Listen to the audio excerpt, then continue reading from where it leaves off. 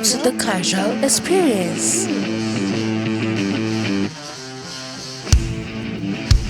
Hello, casuals. You're welcome to the Casual Experience Show, a podcast for MMA enthusiasts where we just talk about fights in a casual way. And on this episode, I'm with a big fish himself, a boxing and a gym physical fitness trainer, the CEO of Pinnacle International Fitness, Marcus Cortez. Thank you, sir. It's an honor and a pleasure to be here. This is a great studio, by the way. I'm very impressed. Very well put together. Thank you for having me, sir. You're welcome. So before you came around, Yes, we got to studying you and studying about your gym and your profession. We learned that you're a boxing coach Yes, and a sir. fitness trainer. But Yes, sir. for our audience, we want you to tell us about yourself. Okay. First of all, initially I started off as an amateur boxer. Yeah. And then after a while, I noticed that boxing is not really a very lucrative sport. Yeah. Probably 1% of the 1% might see some decent money in the future.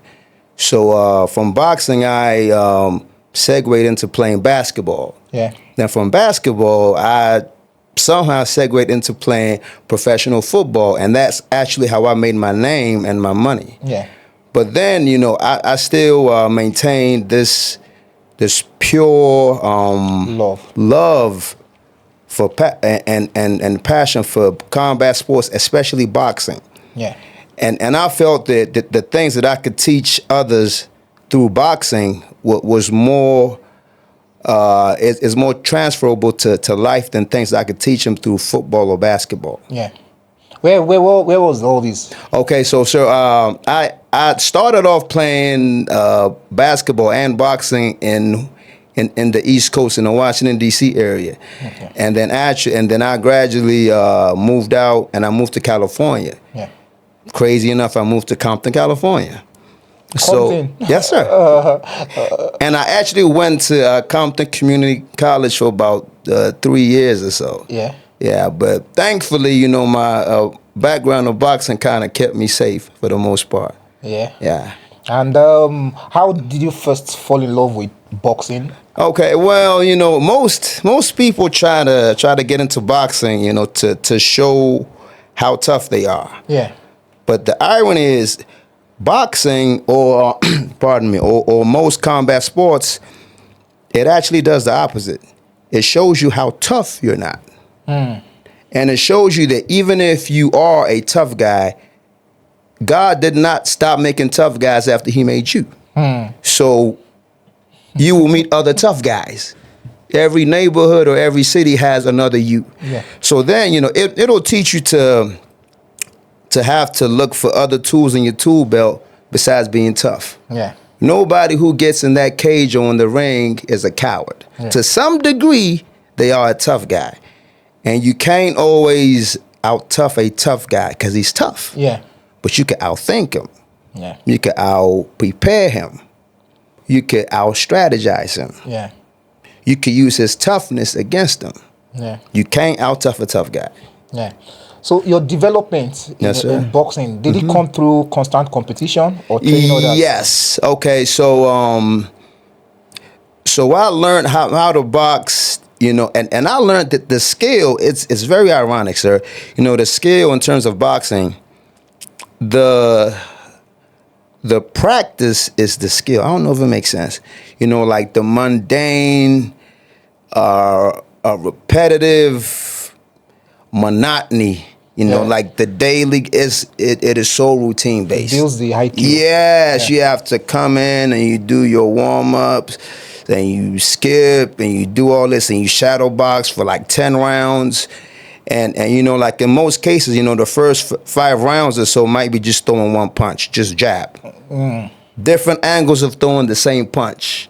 Up jab, you jab when you slip off the jab, you jab to the body, or you jab twice, or you jab stepping back, or you paw jab, one punch. To me, like the jab is kind of like rice. There's different ways to cook rice, but it's still rice. Yeah. You know, so to it, you know, like the daily grind of it, kind of taught me that, you know, that the skill is to fall in love with the process. Yeah. And the process is so grueling, but that is the skill. Yeah. So before we delve Yes, more sir. into your boxing development and physical fitness, Yes. I'm curious. Out of Sure. curiosity, what was your upbringing like? Okay. Okay, so the irony is that I actually came from a very decent family. Yeah, very, very, very decent family. You know, but some things happened, and you know, I just did not know how to take it. You know, and I went down the wrong path, you know, for like a year or two. Yeah. But thankfully, boxing saved my life because, you know, it gave me an outlet to learn things that carry me through life, discipline. Yeah. Or just doing things that, you know, that you don't want to do, that, you know, if you're trying to get to something, is usually on the other side of the boring things. You have to fall in love with the boring things. Yeah. Things that are fun usually does not lead anywhere. Fun is like a oasis in the, you know, it's not somewhere, you know, where you want to live at. You may vacation there, you know, but if you're trying to get to somewhere, you know, it's the, you know, like the boring and the mundane. So for me, boxing especially taught me this grit that carried me through life, and it made football easy. From an early age? Yeah. Because, like, you know, like a street fight for me, it's different. Yeah. Because you're hoping, or you know that somebody will probably break it up. Yeah. Or that guy might run away or whatever. Boxing, in most cases, combat sports in general. Yeah. You know, the opponent is your size. Yeah. He's trained or she's trained just like you. Yeah. There's no running. Yeah. You have to face that thing or that person in front of you. Yeah. No matter if you're afraid, if you want to crap on yourself, it's too late. You have to figure it out. You know, when it taught me that that being afraid or fear is actually a good thing. Yeah. You know, that it doesn't make you a coward. Yeah. That what makes you a coward is the action after the fear sets in, or to even ignore that you are afraid. Yeah. You know, because there's something cowardly about not admitting that you are afraid of something. Yeah. You know, so like I said, you know, the tools that it taught me carried me through life. Yes. So how did you incorporate the boxing? Yes. With the fitness part of it, and the business, the Pinnacle fitness. Yes, how did you incorporate the business side of it? How did it come about? Okay. So when I first moved here, this was this was in late 2013, I believe. But before then, have you been to Nigeria? Did you know anything about Nigeria? Yes. I've been here, you know, like here and there. Any of your parents, are they Nigerian? Yes, my father. Yes. So when I first moved there, you know, I opened up the gym in 2015. So now it's going on 10 years now. In Abuja, yeah. Yes, sir. 2015. Yeah. So you know, at first, you know, the gym was more for like being fit or whatnot. Yeah. You know, but then certain clients will see me punching the bag, or like I'm shadow boxing, or I'm doing certain things. Then they'll look at me and say, okay, you know, like he seems like he knows what he's doing. Yeah. When I got into maybe like one altercation in this town at first, and the guy, you know, he was a big guy. Yeah. And he was a bouncer, and like he was just maltreating, you know, like my friend or whatever.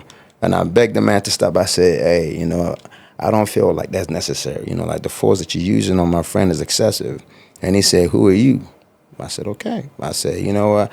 I'm not going to disrespect this club. I told him, what time do you close? And he told me 3 a.m. I said, no problem. I'll be at 3 a.m. and I'll be outside. And I told him, I said, I want you to try it on me.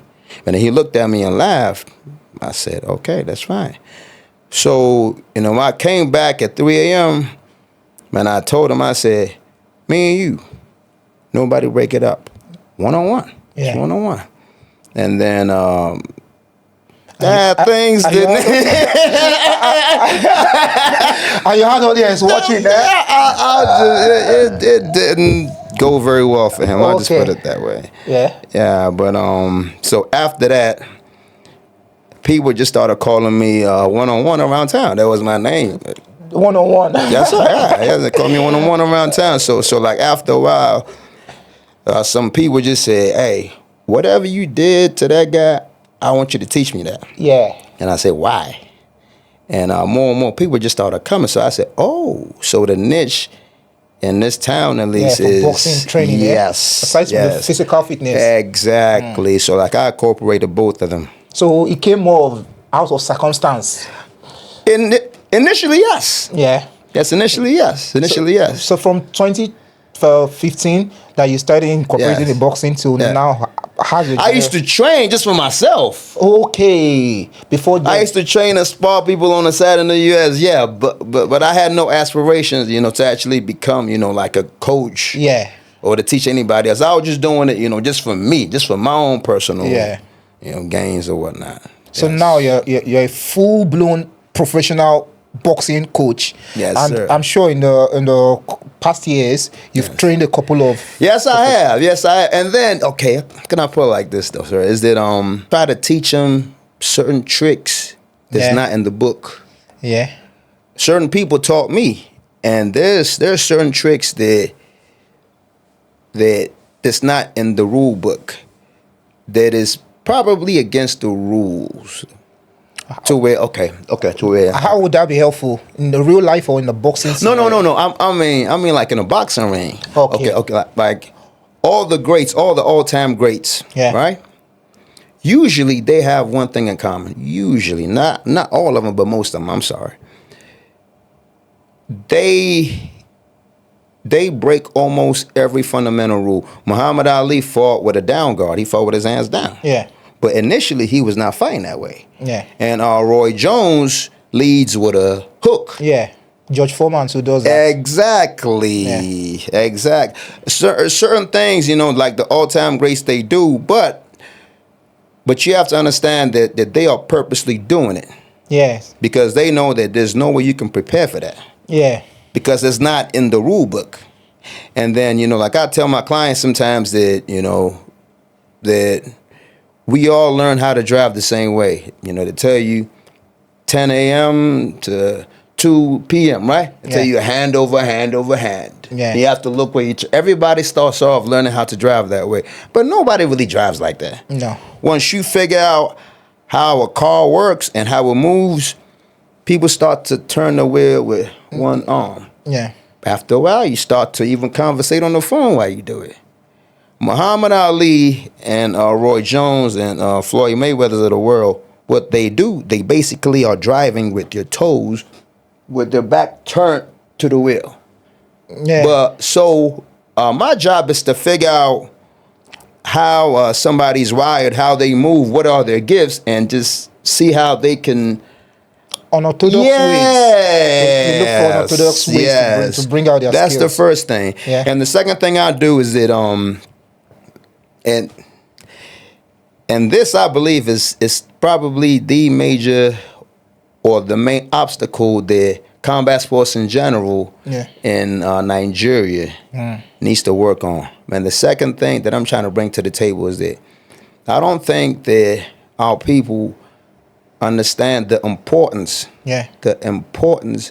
of strength and conditioning in combat sports. Yeah. I think that we focus too much on the learning aspect or the skill aspect. That everybody knows how to throw a jab. You know, after a while, everybody knows the same tricks. MMA is even worse to where after a while, everybody knows what to do. After a certain level, you know?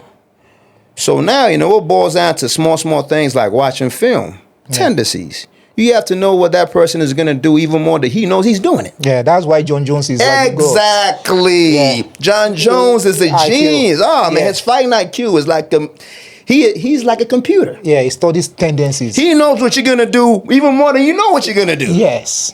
Exactly. Yeah. That's why he's the GOAT in my opinion. But we'll get to that in a second, sir. To where that and also strength and conditioning is there. Why? Because that's the hardest part. To me, there's 3 phases to becoming the ultimate athlete, especially combat sports. Yeah. One is the teaching phase. You have to find the right teacher to impart knowledge and what to do and how to do it. And the second part is semi-hard, which is you have to, on your own, practice it. Like repetitive. Yeah. Once she teaches you how to throw a jab or a kick the right way, you have to practice it in front of him to make sure you're doing it right. Yeah. And once you understand how to do it, you have to, on your own, overdo it. Yeah. Like you have to seem like you have to seem like you're borderline insane. Yeah. Like you're on the spectrum almost, like overdoing it. And like I always say, it's not about doing it till you get it right. It's about doing it till you can't get it wrong, even if you tried. Yeah. Muscle memory. And the third phase is the hardest one. That's the phase that I believe that once our athletes in Nigeria understand how important it is, we would take over the MMA game. Yeah. Strength and conditioning. I'll Yeah. tell you why. I don't care what you know. Yeah. I don't care how tough you are. Fatigue. Once I get you tired, all that stuff goes out the window. Yeah. Now you're just thinking about going home. You're just thinking about surviving. Yeah. You're not even thinking about winning no more. Yeah. Once I get you tired, even the most skilled athletes, they're not so skilled anymore. Yeah. Even the toughest guys, those voices start creeping in your Don't head. want to be Like, out of wow, I need air. Even, like the strongest guys, their punch don't have that much sting. You know Yeah. why? Because their legs are gone. Yeah.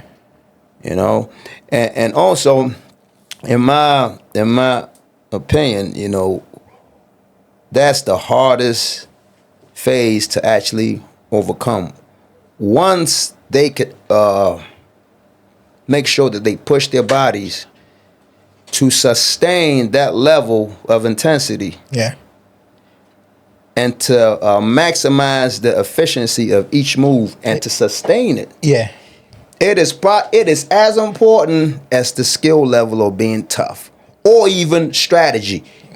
You can know what to do, but to actually do it Yeah. is a whole nother story. Yeah. So I basically try to preach, the importance of training like an athlete, not like a bodybuilder. Yeah. To where they have to make sure that they maximize and make their body as efficient as possible and to sustain it. Yeah.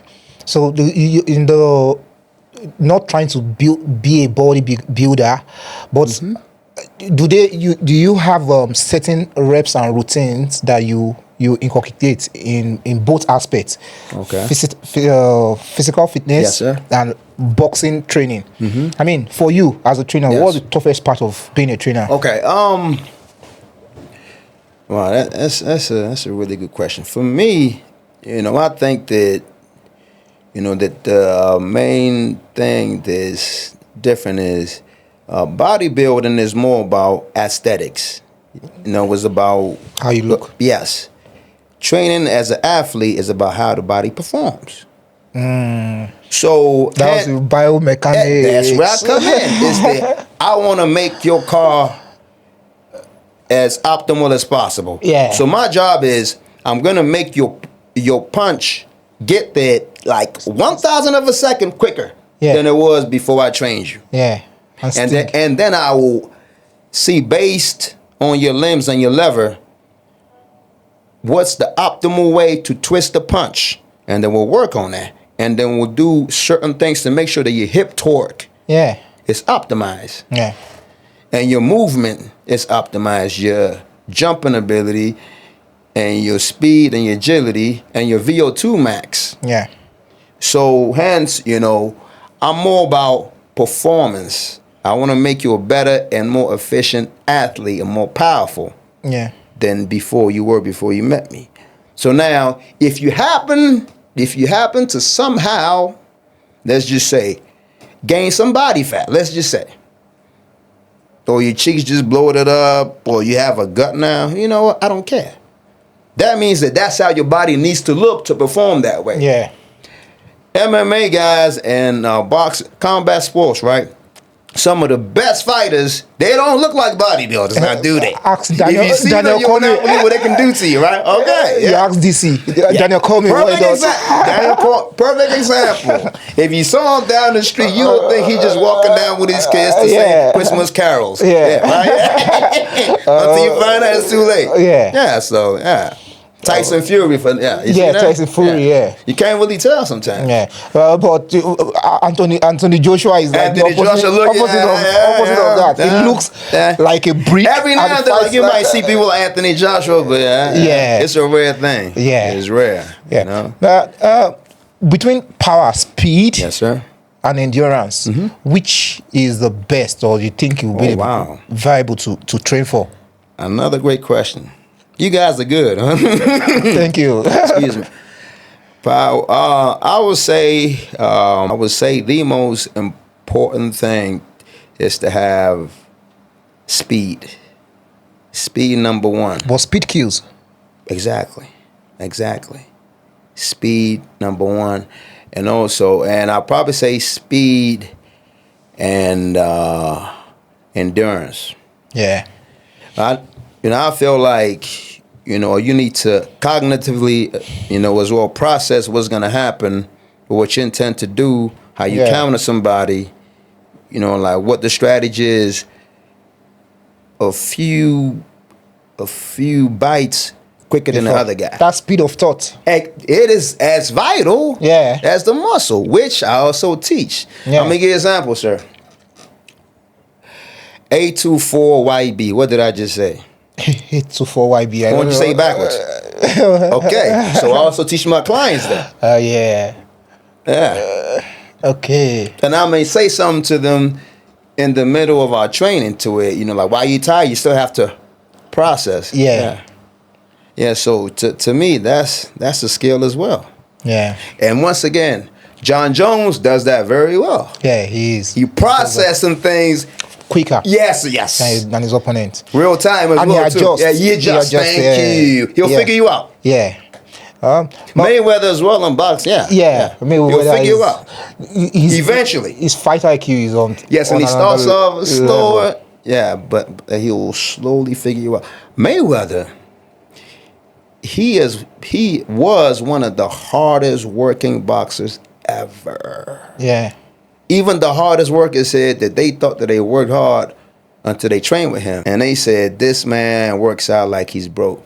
What's this fighter's name that said it? I want to say it's Zab Judah. Yeah, Zab Judah. I think it was Zab Judah that said it. He said that he would train 4 or 5 hours with him. Like 4 or 5 hours with him. He said that, they'll go to sleep for like 2 hours. Yeah. This guy will wake him up like 3 a.m. in the morning. Like, hey, let's go again. Let's go run. He said, come on, man, you crazy?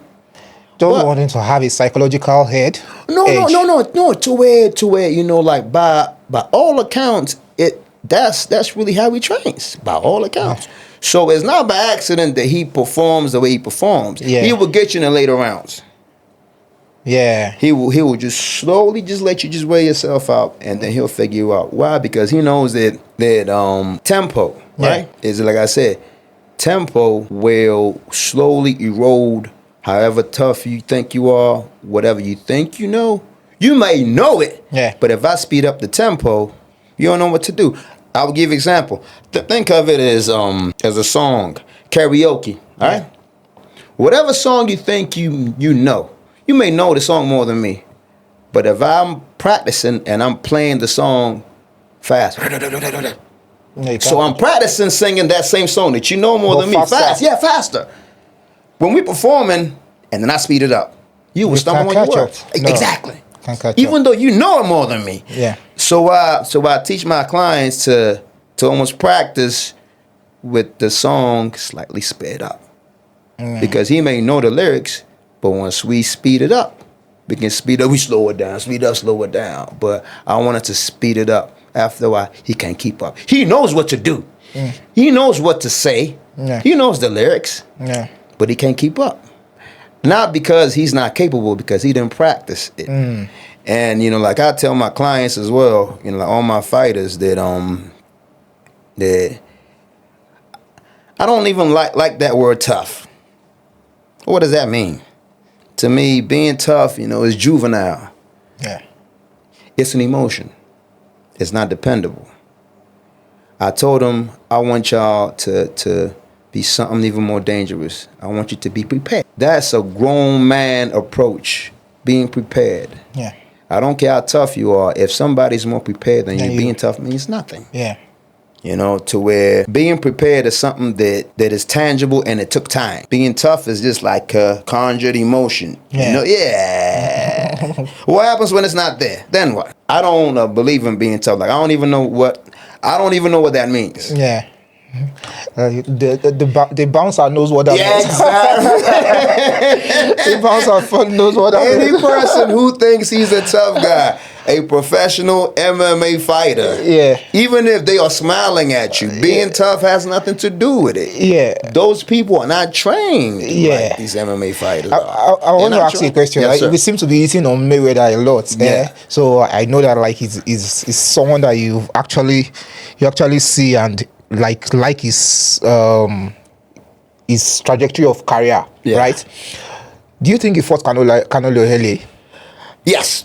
I believe that he fought fighters either too early or too late. Or too late. Strategically. If he had fought Manny Pacquiao at the mid, do you think the outcome would have been different?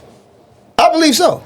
Well, I believe it would have been closer, but but I believe the Floyd would have still got him. Yeah. Yes, I believe it would have been if closer. he had fought Canelo in his prime, Canelo's prime. Now that will be interesting. Yeah. Why? Because I think that defensively, Canelo has improved tremendously a lot. Yeah. Yes. Yeah. Defensively, yeah. So what do you think about Canelo Crawford? Woo! Oh, wow, that's the big one coming up. Yeah. Okay. Well, my heart is going with Crawford. Yeah. But my head is going with Canelo. And the reason why I say so was that the weight? Naturally, yes. Yeah. Thank you. He's way bigger. Naturally, Canelo is the bigger fighter. And I'm not sure if Crawford, you know, can take the impact of those blows. And also Crawford, you know, he's somewhat of a slow starter. Somewhat of a slow starter.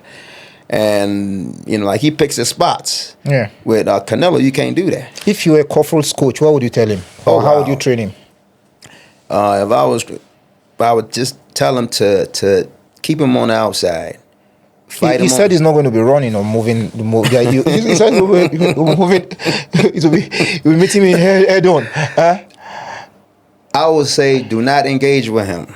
Yeah. And I think he has Shako with him now, training with him. Yes. Yeah. But I would advise Crawford, if I was his coach, I would tell him, stay on the outside. Do not engage with him. Yeah. Canelo has tremendous head movement. Yeah. That's not somebody who you want to engage in the inside with. Inside fighting with him can be dangerous. You know, so I would just tell him to just use his quick footwork, keep him on the outside, use your jab. Yeah. But the state of boxing right now. Correct. Yeah. We see the likes of the misfits becoming just like, what do you say about Jake Paul and Gervonta Davis fighting? Yeah.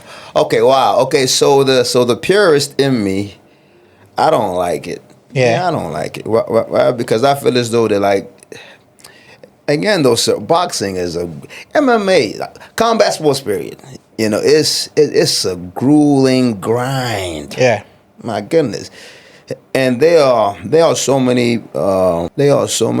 people out there that they deserve a decent shot to show what they can do. And I think that this thing has now made it to be, you know, like a mockery. And I believe that they should just leave the boxing up to the people who have earned the right to actually step on the stage. Yeah. Now we see many ex-mixed martial arts coming in. Last week was Tony Ferguson and Salt Papi. We saw Dillian Danis fighting. Yeah. Like many mixed martial artists coming, MMA guys coming into boxing. Even Ngannou, disrupting. Even Is it more of a disruption? Is it good for is it good for boxing?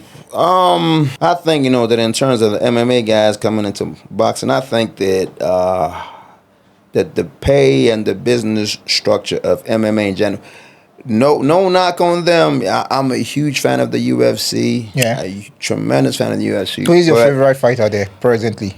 Wow. It's I'm sure it's going to be a striker. Aspinall. Tom Aspinall. Yeah. You like his boxing there? Oh, man. He's explosive. Yeah. Explosive. Yeah. And he's such a likable guy. Such a likable guy. Yeah. Well, such a likable character. You cannot but not like him. Yeah. That's true. Yeah. So he's a gentle giant. were you looking forward to him and John Jones fighting? I think the whole world was looking forward to that. Yeah. Yeah. I think the whole world was looking forward to that. Ngannou left us and went to boxing. Yes. Which, okay, you know what, sir? I think that if they could just make it more appealing financially for these fighters, they would not have to do this. Yeah. Because like if you're training for that now, you have to pay, like your boxing coach and your grappling coach, and your head coach and the trainers and your agent. I mean, come on. Yeah. But on the flip side, this is what I used to think about boxing. I don't know if you feel the same way. Do you think boxing has so many weight classes and many belts? I agree with you. It makes it more. Dana White is en route to change all that. Yeah. I kind of like what he's trying to do. Yeah. I kind of like what he's trying to do, but it's like, to me, like they need to eliminate several of these belts. Yeah. It's too many now. Yeah. They widen the weight class, huh? Yeah. I agree with you on that. Your students, your current students or past that you've been training, have you trained anyone that's gotten to now start boxing professionally? Yes. I've trained I've had about 4 MMA fighters actually come in like every now and then, I just do some work with them. And I've trained 2 professional boxers here in Nigeria. One of them actually made it big time, like everybody knows. What's his name? I'm not going to call him out, but hey, but he's still my guy though, much love to him. To me, the style of training, like in terms of fitness or striking, if I'm training a civilian and a competitive fighter, to me it's like night and day. Yeah. Can always say the difference, and I can make a case that pad work is not the ideal way to train a fighter. It's a way to have concepts or to condition them, but in terms of what's practical or what's functional in a boxing ring or MMA cage, it's not always ideal. I don't think it is. Distance management. Timing. Footwork. Footwork. Exactly. Like it negates most of these small things. Yeah. So for any of our audience or wherever this goes and within Abuja and outside that wants to reach out to you or wants to come to your gym to learn the principles of boxing and the unorthodox ways you bring, how did they reach you? Okay, so you could look me up at my Instagram handle, Pinnacle International Fitness, so Pinnacle_International_Fitness, and also you could contact me on my YouTube page, Pinnacle International Fitness, or you could come directly to the gym, 2402 Shehu Shagari Way, and my time is right beside Skywise. My time just right. Okay. Yes, sir. All right, so it's right beside Skywise Auto Shop. Okay, right opposite St. Matthew's Anglican Church. Yeah. Okay. So you have other subordinates like that? Obviously, the workload can be all yours. Yes. So we have about 4 or like 5 different trainers, who work with me in terms of coaching kids and coaching adults in boxing, and but in terms of me, if I'll be your coach, my price obviously is slightly more expensive. Just slightly more expensive. But you're ready for that now. Oh yes. And then I always try to practice what I preach, sir. I get up 6 times a week, 3:15 a.m. 6 times a week, but I have a routine to it. I start off with this ice bath in my house. Oh, yes. George St. Pierre does that. Oh, really? You see? Yeah, so I do that, and I drive to the gym, rain, sunshine, doesn't matter, shirtless. Yeah. And then I get there, and I tell the gate man the same routine. When I tell them, hey, wake up, brother, wake up. Yeah. It takes him a while to get up. When I go in the gym and I make my little clip, and I always film, and I say, hey, I try to say something positive, and I try to tell people to just wake up and do something positive today. And so I train myself about 4 a.m. in the morning or so for like an hour and 30 minutes or so, really intense training. And I take another bath in the gym, and I train my first client about 5:50, 6 a.m. in the morning. Yes, and I make sure that I train about 12 to about 12 people right before like 1 p.m. or so. Yeah.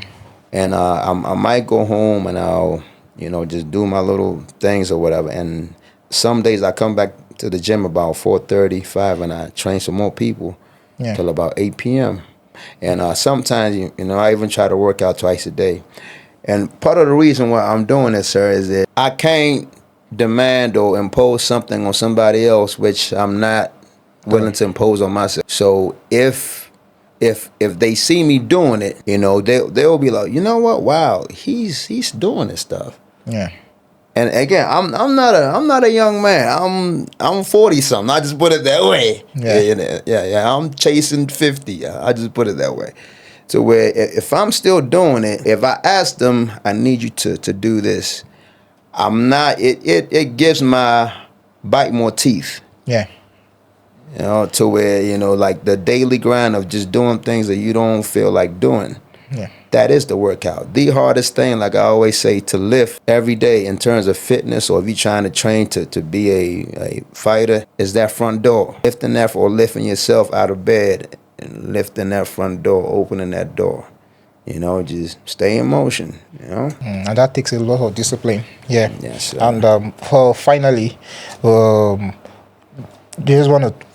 your advice to someone that wants to get into fitness and that want to start with the boxing basic and just getting fit? What's your advice to such person? Oh well, my advice is to start from the ground up. Yeah. It's to first of all focus on your stance, basic stance, and then you also have to play with things like long guard, high guard, low guard, shell. Start with that. And then you start with knowing how to move within your stance. And then you have to make sure that your footwork is the most important thing. You don't punch people with your feet. I'm sorry, with your hands. You punch them with your feet. Yeah. The first way to avoid or to evade a punch is with your feet. Yeah. Is with your feet. Second is with your hands. The third level is with your head. You don't want to have to move your head too much. Yeah. Right. Yeah. So I'll just tell them to just make sure that they work, that they try to start off from the ground up, and to be patient. It's muscle memory. You can't download it. Yeah. This is one of those things where you can't download it. You have to put in the work. It's muscle memory. You have to keep doing it, and you have to do it again until it's not until you get it right. It's until you can't get it wrong, even if you try. It's like tying your shoes.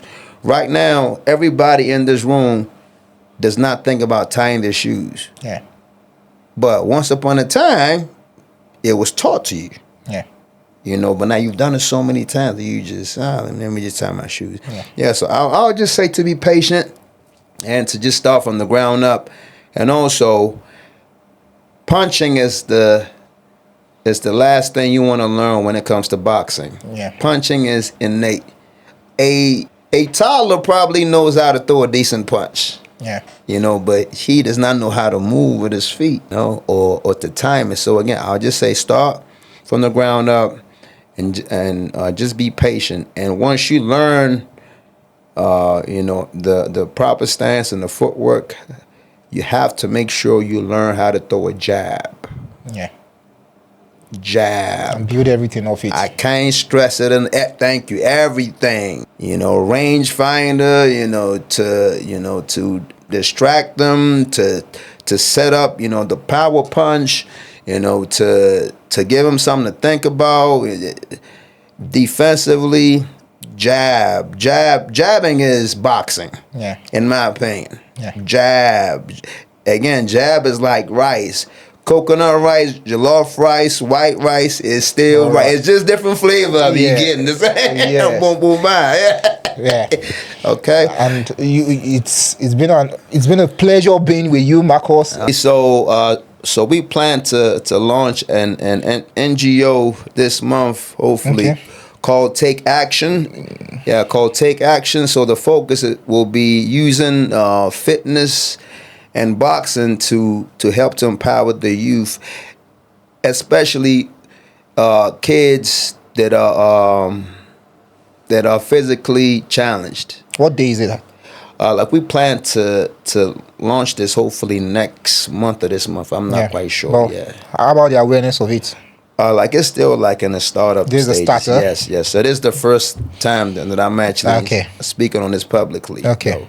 Yeah. So that's my true passion right there. Is that yes, I train grown folks, but my true passion is to mentor and to train kids. Yeah.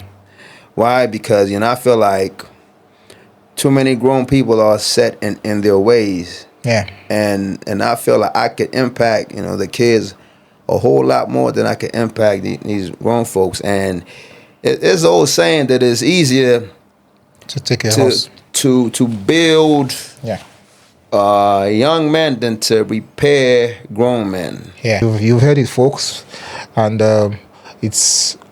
I'm sure whenever we need you here, you. Oh yes, sir. This has been a great experience. Yeah, great experience. You could come talk more about the NGO when it's in motion. To create more awareness, we are all here for you. Sir. We are just here for anything combat sport, building the community. Anytime you need me here, sir, I would definitely come through. Yes, definitely come through. And we thank you. I appreciate this. Yeah, we thank you to our audience. If you've stayed here right here to this point with us, it means you're enjoying what our discussion has been about. Please subscribe, share with your friends and family, and just click on the like buttons. Thank you, Marcos, once again for being here. Thank you, sir. It's been a pleasure, and you've opened the tunnel of my head to so much exposure about, and you can be sure we'll be visiting your gym one of these days. Please come through anytime. Anytime. Thank you, guys. And on this episode, it's a wrap, yo. Welcome to the Casual Experience.